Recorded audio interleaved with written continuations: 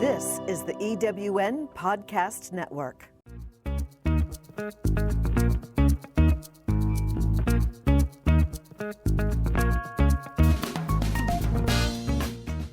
Welcome to Late Boomers, our podcast guide to creating your third act with style, power, and impact. Hi, I'm Kathy Worthington. And I'm Mary Elkins. Join us as we bring you conversations with successful entrepreneurs, entertainers, and people with vision who are making a difference in the world. Everyone has a story, and we'll take you along for the ride on each interview, recounting the journey our guests have taken to get where they are, inspiring you to create your own path to success. Let's get started. Hello, I'm Kathy Worthington. Welcome to a fun episode of Late Boomers with our exciting guest, 86-year-old TikTok sensation and author Annie Korzen. And I'm Mary Elkins. Annie's going to tell us all about finding success late in life. So you baby boomers out there, pay close attention. Welcome, Annie. Hi, I'm so happy to be here. It's great to have you. We're so happy we found you. Our baby boomer audience always likes to hear about your early life. Before the world of social influencing. So was it always about acting and comedy for you? You know, it was a dream, but no, I started out, I was brought up to be a musician. So I was a piano teacher, which I hated, and I was not a good pianist. Oh, But I always dreamed of movies, and my husband, Benny, has worked in films. As a matter of fact, he's an uncredited producer of what I consider one of the greatest movies ever, the Danish Oscar-winning movie called Babette's Feast. oh, And when I married Benny and he was doing something, he said, "You know what, Annie, could you just step in and do a little role here?" And I did, and I liked it, and I caught the bug. So mhm. I started everything in life late.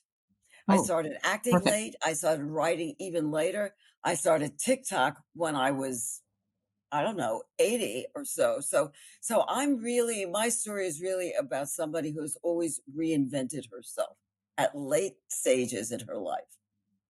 Well, We you are love, you are an inspiration for everybody, young and and old. we love to feature people that can do this on our podcast. We always try to feature people that are exciting late in life. You know, it's wonderful. Absolutely. And you are an unlikely TikTok star. So how did that happen? Very unlikely. I had done something called storytelling. I don't know if you know about storytelling. You can go to themoth.org is that's the greatest storytelling organization. And but mostly I did storytelling shows in LA. There'd be maybe 50, 60 people in the audience. I would do a solo show. There'd be 100 people in the audience. And I said 1 week before the lockdown, I was talking to a young friend. She was 30 at the time. I said, "I wish I could find a larger audience for what I have to say. I think people would respond to me if I could get my words out there." And I said, "I think maybe I'll put some little clips up on Instagram." And she's being 30, put up her hand. Excuse me. Instagram is so toxic. It's so last century. You need to be on TikTok. Mm-hmm. And I said, "Are you nuts? Why would anybody want?" TikTok is about young girls dancing, putting on makeup, shaking their booties. And she said, "Trust me, you would go viral." And one of the themes of my book is actually that, how shall I say this? My mantra is I try to have my mantra be to anything that's proposed to me. I try to have my mantra be, yeah, why not? Let's give it a try. Yeah, why Mm-hmm. not? So I think you're nuts, but yeah, why not? Let's try it. And Mm-hmm. so we started literally the week before lockdown.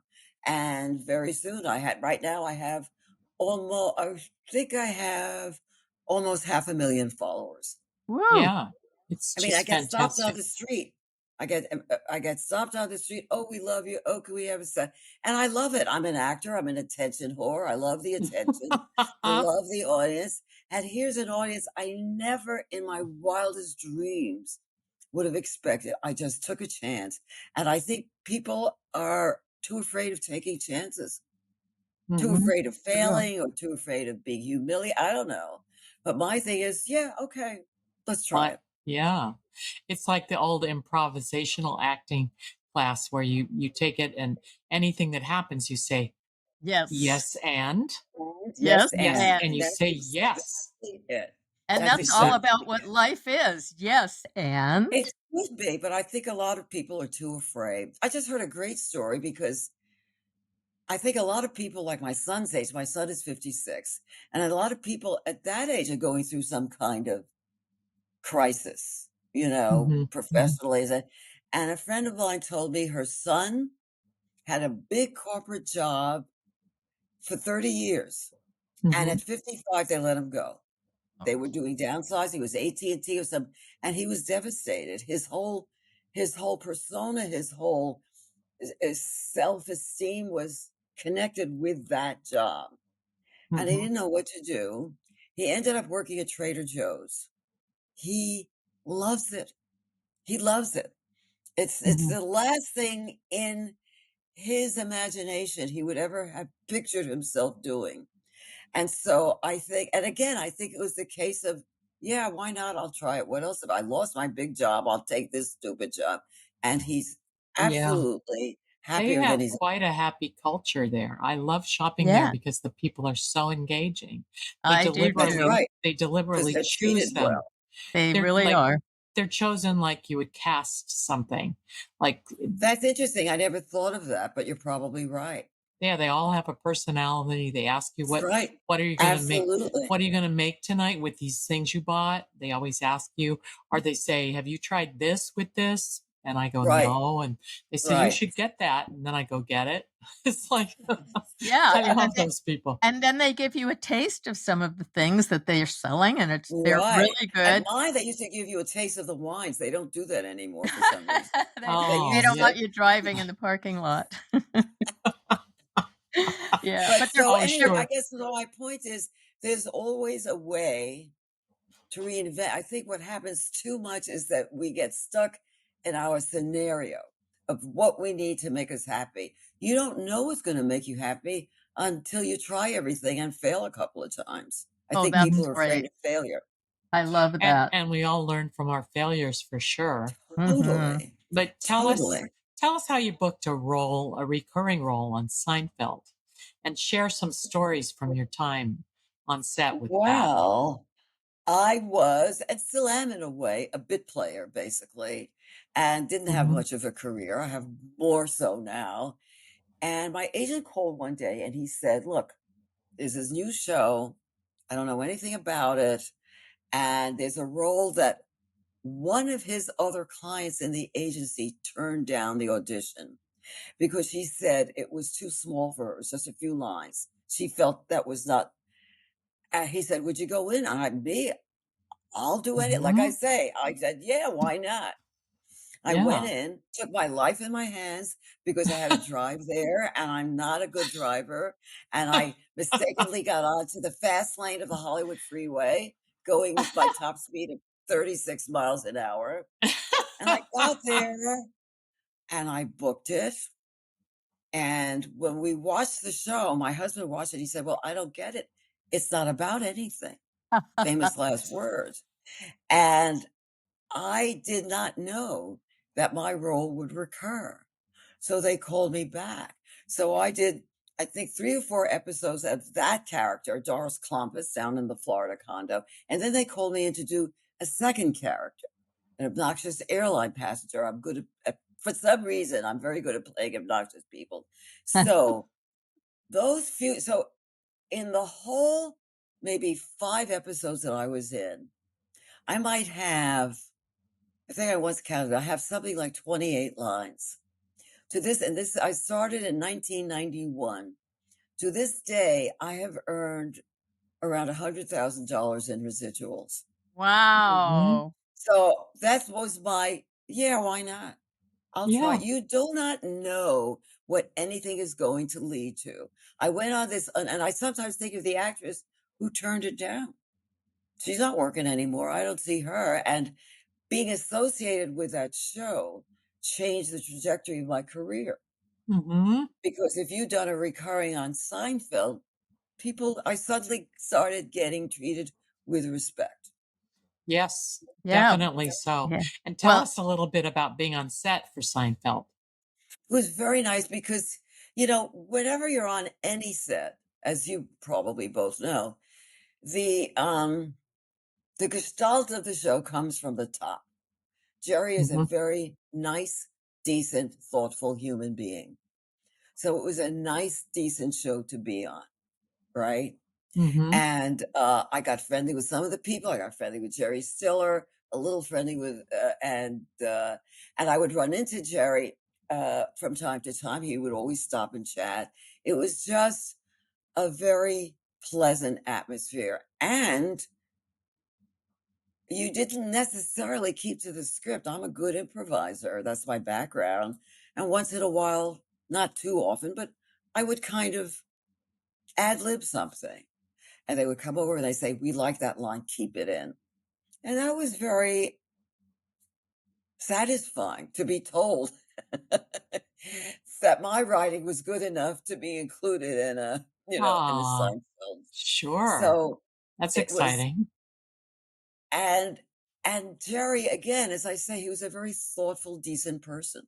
Well, he once spent all day on the phone, and I could see he was very intense and very concerned about something. I said, "Jerry, what's going on?" He said, "Well, one of my best friends is they're about to have a baby. They're in the hospital. They're waiting, and I keep calling to hear if the baby has come." Now, how many guys do you know would take Mm, time during their work day and a very challenging and hmm. demanding work day to stay on the phone with a friend whose wife is having a baby, I right? love it. What a Yeah. what a What nice a person. he's so Real, ob truly, and truly. but he looks at every part of life in tiny, tiny pieces. How could he come up with his great shows without knowing that and without being that way? And That's I just, yes. yeah. Yeah, I just have to add when you were talking about the beginnings of your career on Seinfeld, I just have to say that the old saying, the old adage, "There are no small parts, only small actors," and you totally. and It's true, right? you've proven that the parts get bigger.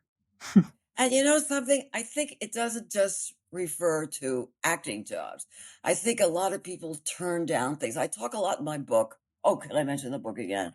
Yes, The Book of Yes. Annie, Yeah. Humor, Heart, and Chutzpah from an Accidental Influencer. I also talk about, I think, for example, in dating, a lot of the Mm, women that I know, I think they dismiss certain possibilities because they have this idea in their mind of what the guy has to be, what he has to like. And I say, you're not looking for a clone. My husband mhm. and I have very little in common, actually, How in a long how lot of long have you been ways. married?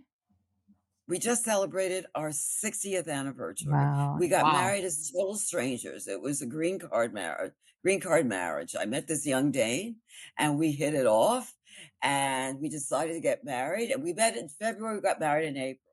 And my friends Wow. were so angry at me. They said, "You're marrying a total stranger. As soon as he gets his papers, you'll never hear from him again." And I said, it was again my yeah, why not moment. I said, "Yeah, let's get married." I felt it was real, and it was real. And 60 years later, we're still getting to know each other. He Oh, Well, I says you're sometimes he understand you're it. feels you're like very, a very total good stranger. at you're very, very good at using your intuition, obviously, Yeah. and just knowing the Exactly. path to Of take. trusting. And a lot of Yes. people don't tune into that enough.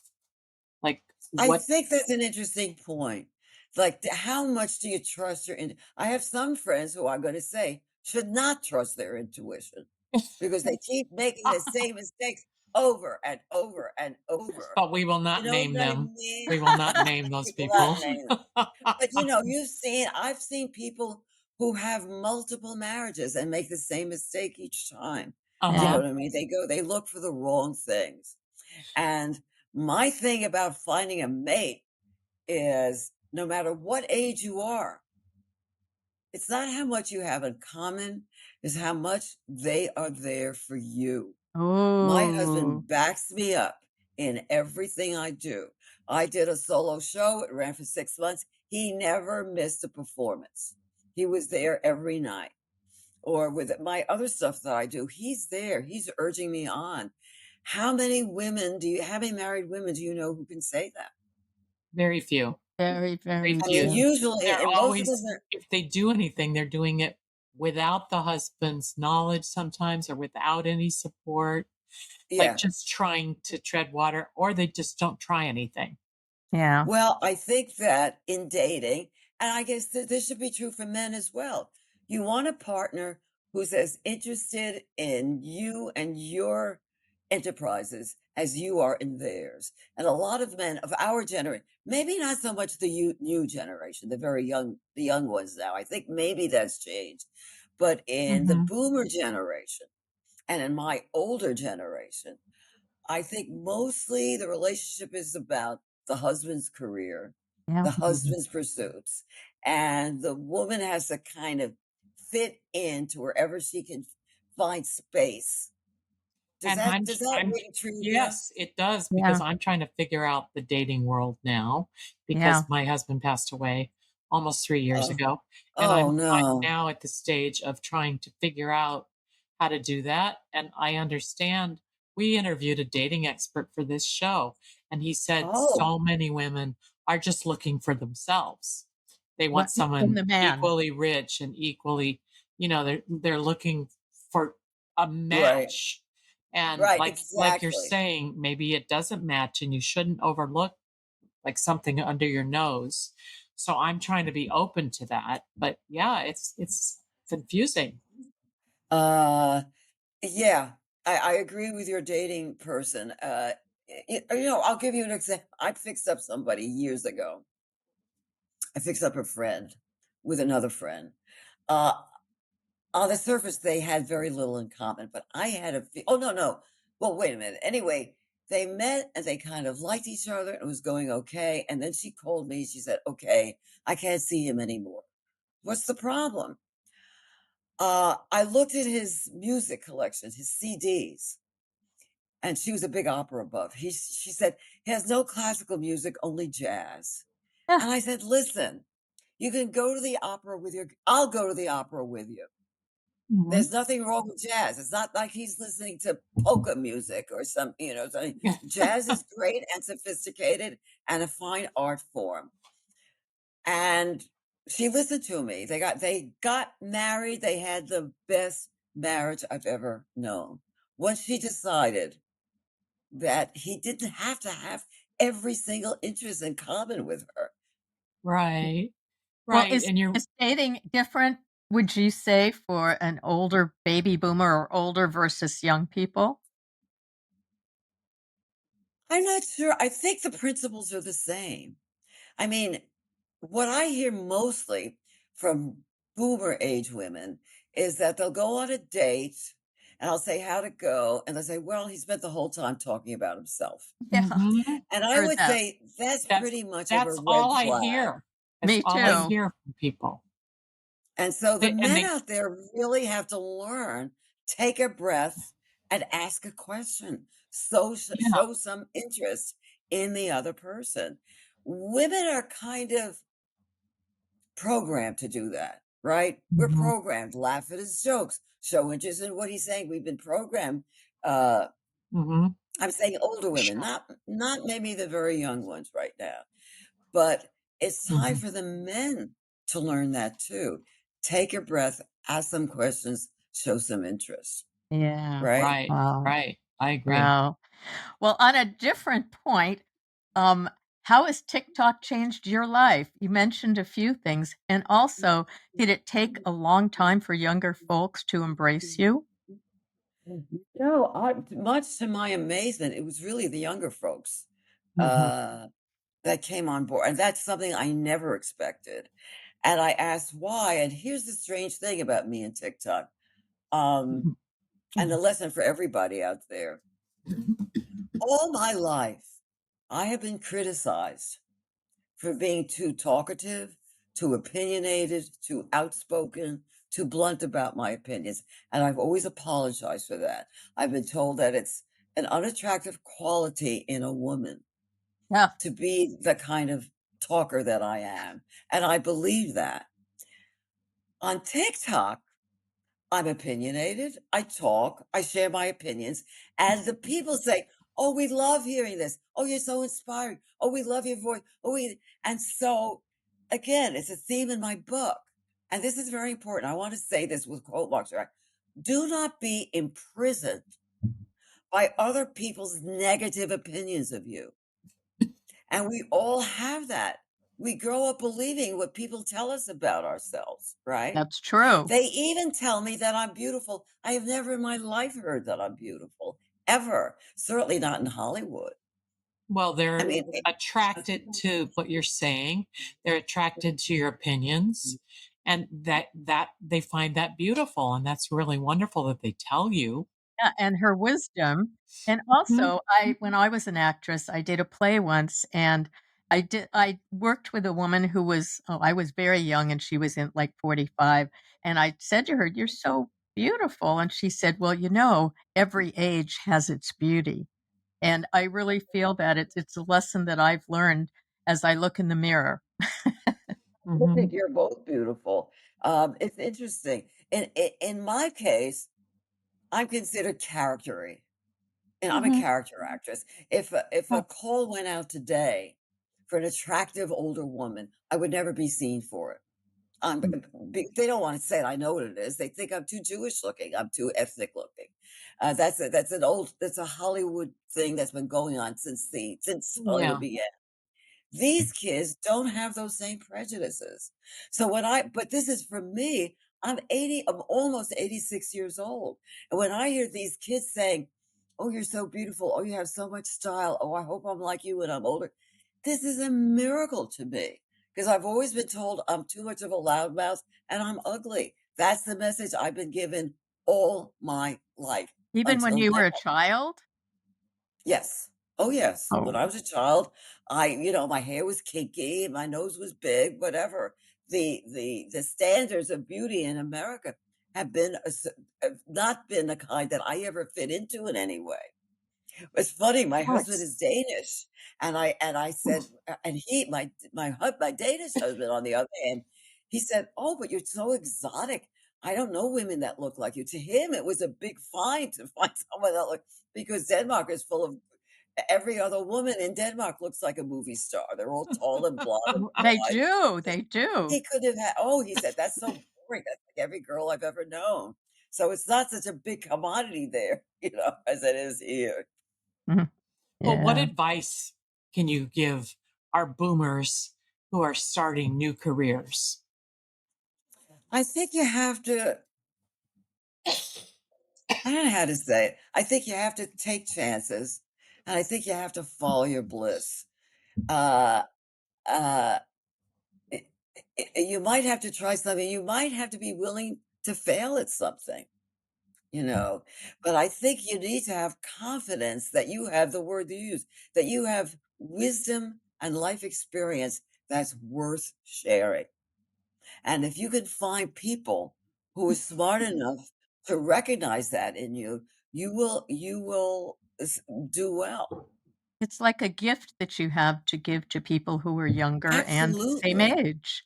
Yeah. Absolutely. And there's a new movement now. I don't know if you're aware of it. I think it started with Betty White.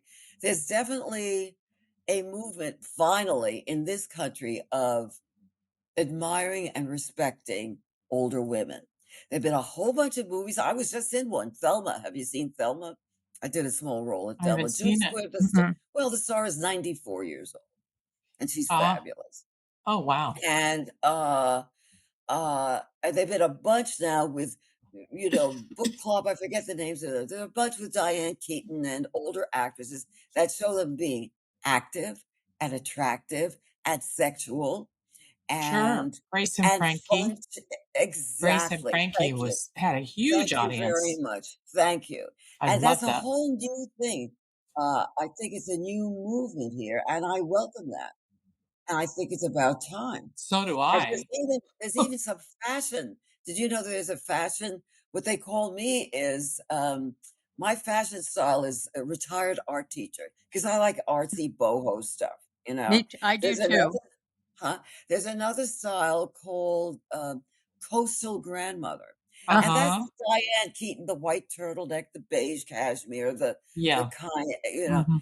But when in our lifetime has there ever been fashion definitions that refer to older women?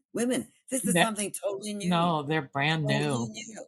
And the funny thing is about that is the pop culture, once they get a term like that, the younger people all start dressing like that too, because Totally, That's it's just right. so totally. fun. It's so fun to see.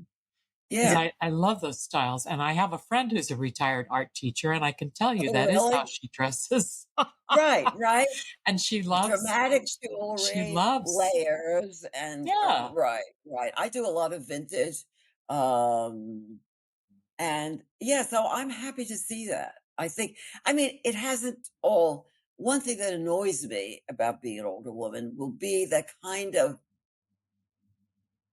friendliness that the people don't realize it's actually condescension.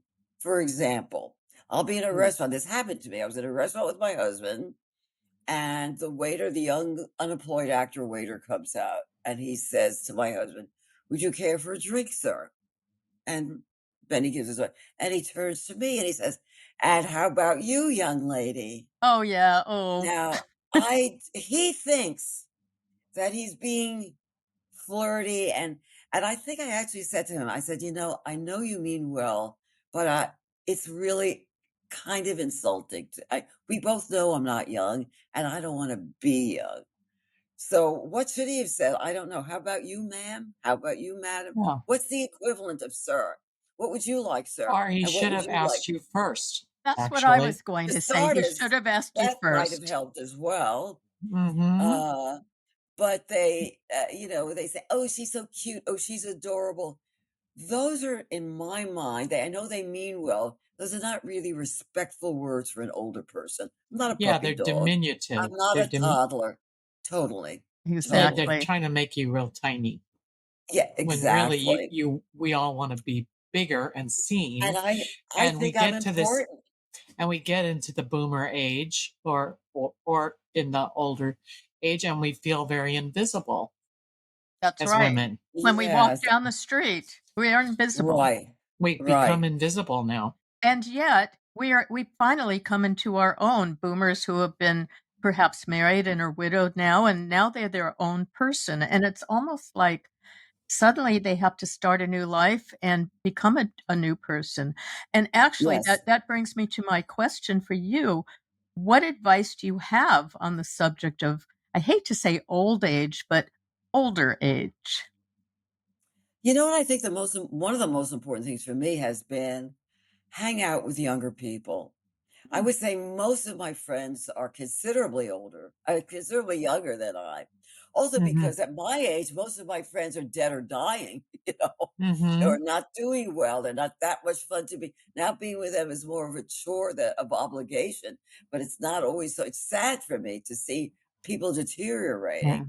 And since my Yeah. husband and I are both still highly functional, I love being around younger people, and we feed each other. We get things from each other, Mhm. so that I mean, I have friends who are still having babies, and we talk about motherhood or grandmotherhood, or and I value those friendships, and they value me as well because Yeah. they come to me for life wisdom. I come to them for keeping me in touch with what's going on. Even yeah. Mhm. slang, I keep learning all the new slang expressions. Ah, I good was for going to you. ask you about that. What kind of slang? Tell us some. Oh my God, there are so What's many. your favorite? Do you ever use it? I can't remember. Sometimes I use some of them. Do you use Now it you in some of call your TikTok things? Do you use some of the slang? I Because don't they think would, I don't because it's not yeah, natural for me. I gotta sound right, like myself in right, TikTok. yeah. But sometimes I have to go to Google to look up the comments I get because I don't know what they're saying. Mhm. Even the now, I guess everybody knows what a goat is. You both know what Mhm. a goat is. Right. Yes, But Yeah. yeah. things like that, those acronyms. I don't know all those I know acronyms. Yeah. everybody talks in initials now, They capital do. Right, letters. right. OMG, And now LOL. they have a new Those one, are old now. wholesome. Oh, she's Those are oh, very you're old. so wholesome. You're wholesome. What's wholesome? And they use the word demure. And demure, that's the other one I was Demure thinking. is a big Demure and thing now. wholesome. I still And don't what does understand what that they are. mean other than I don't know what demure means other than the real The definition of the traditional, word. right. It actually is pretty much the real word, but they're using it a lot, which the Oh. word was out of use. And it's Yeah. just kind of a funny thing to say, I want to be demure. And that's funny. And then there can be some misunderstanding. I got into a very bad misunderstanding on TikTok, which caused me a lot of trouble. I Oh, I met an amazing Black woman who has a certain style that really knocked me out. And I said, we got to do some TikToks together. She does her hair in fresh flowers. She's known as the flower lady, Oh. Rose the Flower. And her hair is like a garden. It's like a living garden. It's a wow. little wild, but I like eccentricity and I like creativity. And we got along. And so we shot some videos. And the first video I said, I just met this amazing creature named Rose. Well, I got such um uh negative response. Creature? You're calling a woman a creature? Would you say that about a Black woman? Apparently Wow. the word creature has a different meaning to younger women, to younger people now, than it does to my generation. To me, calling someone as a fantastic creature, Mhm. is the way I meant it, obviously, as a high compliment. Well, it's Mhm. not heard that way by younger ears. Mm. So we Mm. had to, and she wasn't at all offended. She understood what I was saying. But it got into a whole thing about language and the meaning of language, and how, as I said to the haters, I said, you have to look at the intent. Did anyone think I was intentionally insulting this woman? Since I was there to kind of celebrate her and show how amazingly creative I thought she was. But But Yeah. language is sensitive. That's how wars that's how wars start. yeah, Mhm. but the bottom line is, was she insulted? Not at all. Not at all. And she No, made that clear. She came in and backed me up and she said, I love Annie and we have no Annie because would this was never. a mature woman. Yes. And an Yes. intelligent Yeah. woman. I mean, I think the people, I'm sorry to say it, but I think the people who are offended are kind of stupid. Because it's clear there are people, and this is a danger in social media. There are people who are Mhm. looking for reasons to Yeah. be haters. There are Right. Mhm. people who just do that. So you Right. have to be very careful of them. But listen, you can't please everybody. You can't have everybody love you. I would like that. I would like everyone. I'm a very thin skinned. I'm sensitive to criticism. I don't Mhm. like it when people tell me I'm being inappropriate or insensitive. Yeah. But in the end, Get it. since I know my intentions are decent, I have to be unapologetic about who I am, Yes, right? and Right. criticism can make you shrink, and that's the last thing that we want to do as human beings. Exactly. I want to Exactly. hear a little bit about your book. I've read a hunk of it, but Oh, yeah. I didn't get to finish it. And it's called The Book of Annie: Humor, Heart, and Chutzpah from an Accidental Influencer. I love that title. Yeah. And Well, you put a lot of beautiful memories into the book. So tell our listeners, you've mentioned some of the themes, but what's your main well, theme? basically, I'm a humorist. So my writing is, uh, first of all, I only got the book deal again about reinventing yourself. I only got the book deal because of my TikTok, Ah, what do they yeah. call it, platform. In other Hmm. words, publishers want books that where they think there's a ready-made audience. Hmm. Um, so that was another uh, positive result of being on TikTok was that I got a book out. Um, Hmm. and the book is really a collection of humorous essays about my life and observations about life. And it covers what I think are the important subjects: happiness, marriage, dating, restaurants, lifestyle. And what I didn't know, again, it's funny, when you are truly yourself, you don't know what's going to hit a universal, what's the word? How you say in English, hit a universal response. I have always, I grew up poor. So I have never been someone who can waste money. I buy everything I own. If you see in the background, the antiques and stuff in the back, I buy everything at yard sales and thrift stores. I never shop retail. I never have, except for, shoes and underwear. And I save money, right? That's a good line. That is a And good so line. I've been that way. I did not know that thrifting is a big new Mhm. culture thing among younger people. Mhm. And so they wanna know, "Where do you get" I'm a total bargain shopper, and so I talk in the book about thrifting, about how I save money, how I do things where I even travel without spending too much money, because it's something I'm passionate about. So I guess what I'm saying is if you share your passions, you may be surprised at how many other people share that and wanna hear about it. Yeah. And Mhm. again, it was always something I was a little ashamed of. Yeah. Mhm. Well, I don't know. I don't shop at Barney's. I shop at Goodwill. Now you go into Goodwill and you see all these young fashionistas there That's looking for the right. Mhm. same interesting vintage stuff that I am. Now it's become competitive. Yeah. Mhm. And Also for ecological reasons, because fast fashion is a very bad, the fashion industry is a big contributor to global warming. yes, but And also so too, a lot of them are taking old clothes back and recirculating them as part of a new piece. yes, yes, Mhm. and using them, and of course, they've always done it. They use the old designs to create new design. Nothing ever really goes out of style, does it? Yeah, That's no, true. it doesn't. Yeah. If you I like can to hold shop in on my to it, closet. I hold Yeah. yeah. on to everything and then I go in there and I think, well, what's wonderful? Or my daughter will borrow like the most amazing leather jacket that I have that's like from the 80s, but Oh my it's brand God, new to her and it's gorgeous. And, right, and it you probably know, looks great on her, right? but I Just Yeah. love perfect. finding things to wear in there that I Yeah. forgot Well, about. Mhm. I'm complimented on a few things that I wear, and they said, "Where did you get it?" And I said, "I went shopping in my closet." That's it. That's it. I regret some of the things I've get. Sometimes I think, oh, I have too much. Since I pay so little, I pay a couple of bucks for each thing. I think I got to get rid of all this. I have to. And then I think, but wait a minute, why? Why should I get rid of it?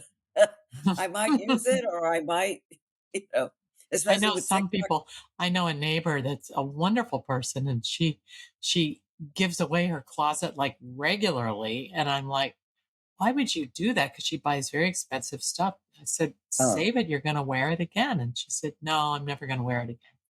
Well, I And I'm think we like, should all have a party and just trade clothes. I've heard that people do that. mm-hmm, Actually, I've heard that. yeah, Everybody comes with 10 outfits that they don't want anymore, and everybody goes home with 10. And I'll tell you something funny. I don't think they do it anymore now that dating is so digital. But I remember a time when women gave boyfriend leftover parties, that single women would get together, and each of them would invite an ex that they were still on, friendly enough terms to do this with, so that other women would come and meet their friends' exes. And I think that's such a great, now that I'm thinking about it, I'm just going to make a note. I'm going to do this as a TikTok. I think that's a great idea. yeah, It sounds better to me than swiping. it Yeah. does Well, sound better. yeah. To But meet someone in person and talk to them and get to know them in a social situation. Why not? hmm Yeah. yeah, sounds good to me. But a lot of my boomer Yeah. friends, their Yeah. husbands have passed away. There are no And exes. can't do that. You There can't are do no that. That's exes not No, going to lurking. work. that's Yeah. so Yeah. hard to do. Do you have any memories from the book that you'd like to share with our audience and us? Um, I would say that sometimes the worst thing that ever happened to you can have a happy ending. And I have a couple of worse things that happened to me. I had an extremely terrible postpartum depression when my son was born. I was living in Denmark. I didn't speak the language. I didn't have close friends or family around, and I was actually hospitalized for the first 3 or 4 months of my son's life. And I thought, I'm the worst mother that ever lived. I will never overcome this, et cetera, et cetera. I won't go into all the details. In the end, what turns out is I am the best mother that ever lived. I have a great relationship with my son. And again, I just believed what everyone was telling me instead of making my own demands. I said, I don't feel right. I can't do this. I don't know how to do this. I need help. Instead of giving me help, they locked me up. Oh, New mothers need help, some more than others. And postpartum is not a syndrome that they know any more about now than they did before. It's not taught properly in medical schools. It's not dealt with Mhm. properly. And I don't want to go off on this, but anyway, so in other words, but so I have a story about something really quite tragic, and I managed to make it funny. It's not being funny right now, but I managed to make it humorous, and it has a very happy ending. And I have more stories like that, that sometimes when it hits the fan and you have to deal with really terrible life emergencies, you find your strength and somehow you go through it. I Mhm. have a hypnotherapist now who keeps reminding me, "You are a problem solver. You will," and I have to remember that because I forget that. That's right, I am. I'm a Mhm. problem solver, and I will figure it out. And in a way, we all are, yeah. unless we give in, as I say, to other people's telling us what's wrong with us, unless we believe those negative things that people tell us about ourselves. That's the really dangerous thing. Well, how old do Mhm. you think you were when you finally got to the point where you said, "I'm listening to myself"? Uh, Too old. I wish I had started like this much earlier. This is a recent thing. I mean, look, right now, I'm busier, I'm more productive, I'm getting more appreciation. In some ways, I'm happier than I ever have been.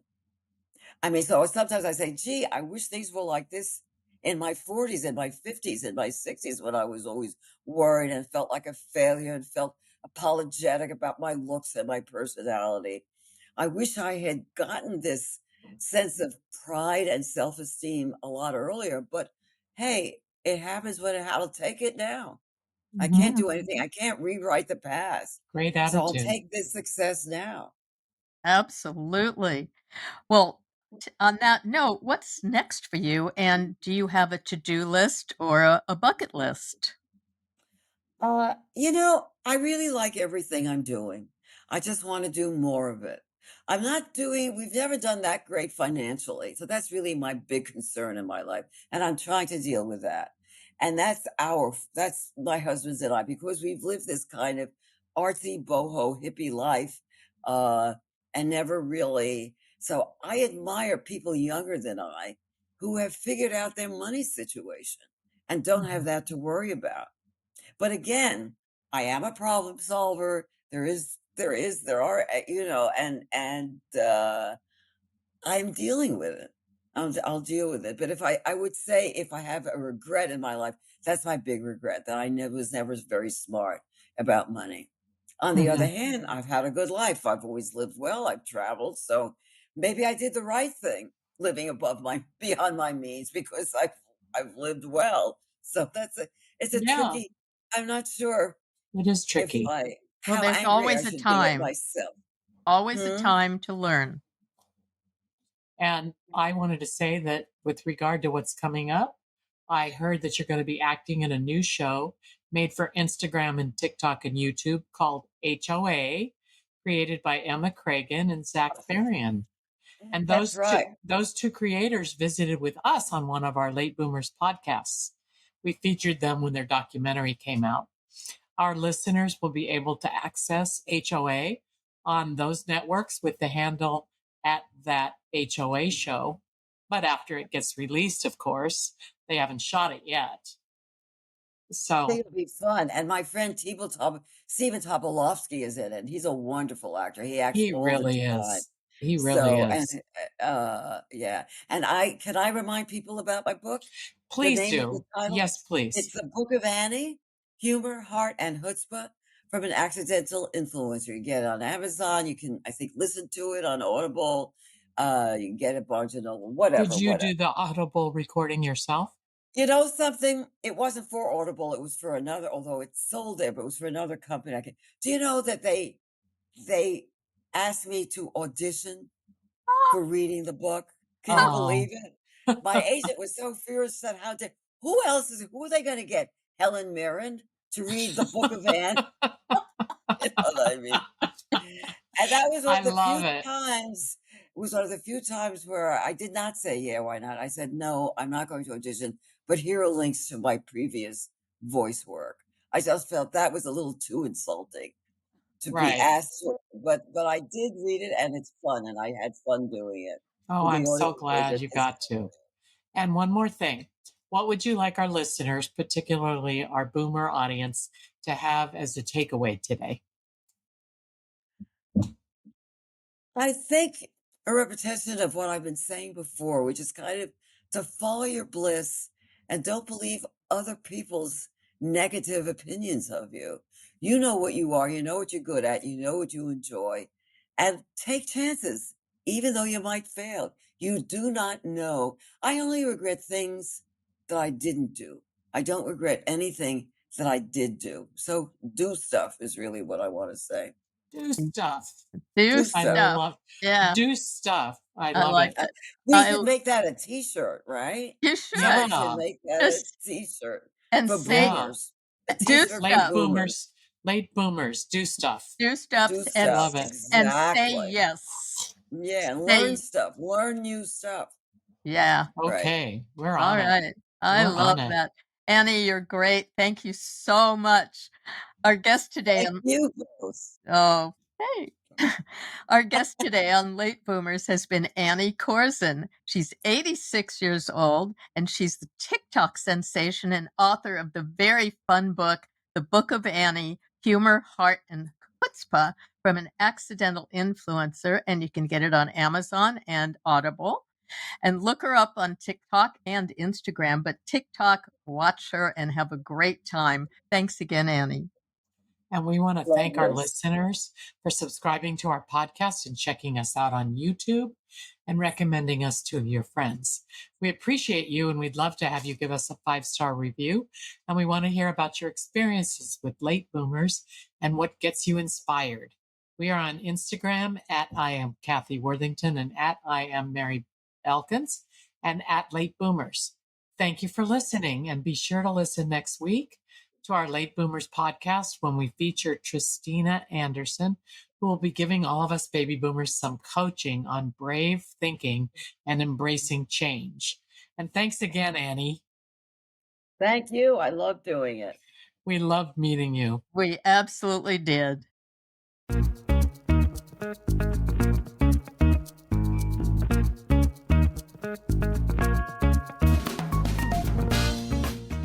Thank you for joining us on Late Boomers, the podcast that is your guide to creating a third act with style, power, and impact. Please visit our website and get in touch with us at lateboomers.biz. If you would like to listen to or download other episodes of Late Boomers, go to ewnpodcastnetwork.com. This podcast is also available on Spotify, Apple Podcast, and most other major podcast sites. We hope you make use of the wisdom you've gained here and that you enjoy a successful third act with your own style, power, and impact.